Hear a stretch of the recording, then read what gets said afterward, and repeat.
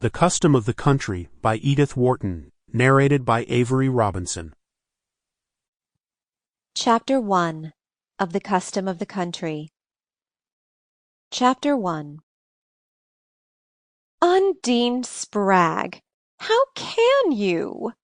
her mother wailed, raising a prematurely wrinkled hand heavy with rings, to defend the note which a languid bell-boy had just brought in.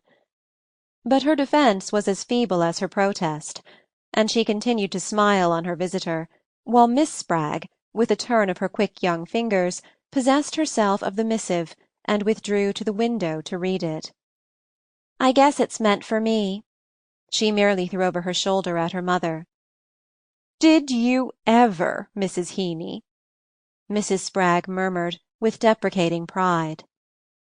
Mrs. Heeny, a stout, professional-looking person in a waterproof, her rusty veil thrown back, and a shabby alligator bag at her feet, followed the mother's glance with good-humoured approval.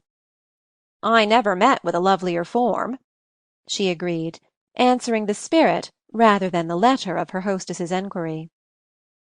Mrs. Spragg and her visitor were enthroned in two heavy gilt armchairs in one of the private drawing-rooms of the Hotel Stentorian. The Spragg rooms were known as one of the Louis suites, and the drawing-room walls, above their wainscoting of highly varnished mahogany, were hung with salmon-pink damask and adorned with oval portraits of Marie Antoinette and the Princesse de Lamballe. In the centre of the florid carpet, a gilt table with a top of Mexican onyx sustained a palm in a gilt basket tied with a pink bow.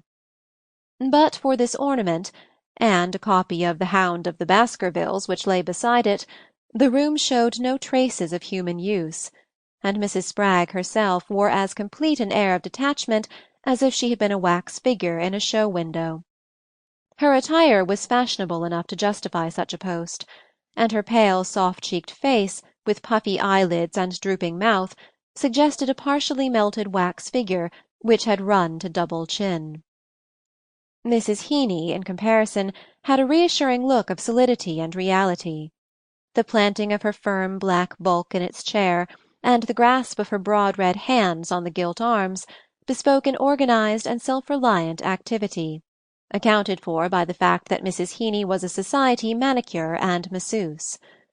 Toward Mrs. Spragg and her daughter she filled the double role of manipulator and friend, and it was in the latter capacity that, her day's task ended, she had dropped in for a moment to cheer up the lonely ladies of the Stentorian.